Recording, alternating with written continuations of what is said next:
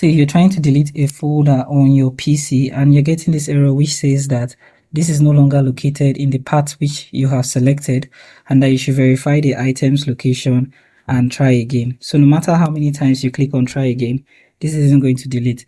If you're having this issue, I'm going to show you how to fix this. This isn't going to take much of your time to fix. Now what you want to do, you want to come to the search section here and type in CMD for command prompt, or you can type in the command prompt here. You want to right click on the command prompt and then run as an administrator.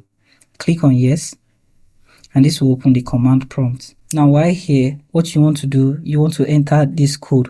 I'm going to be leaving it in the description to this video. After entering this command, you need to get the path of the folder. Now it's very important to get the right path, otherwise you end up deleting the wrong folder. So on the folder you want to delete, you want to open the folder, and in this section where you can see the path, you want to click here and you'll be able to copy the path. So if you have a folder on your desktop, you also want to make sure that you have the folder opened and copy the right path. Once the path is copied, you want to paste it in this section of your command prompt.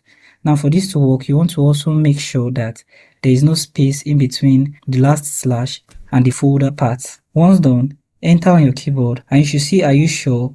Y for yes and N for no. Press on Y on your keyboard and press on enter. This will delete the folder from your device. So thank you for watching this video, and I hope you found this video helpful. If you do find this video helpful, feel free to leave a like, subscribe, and have the post notification turned on.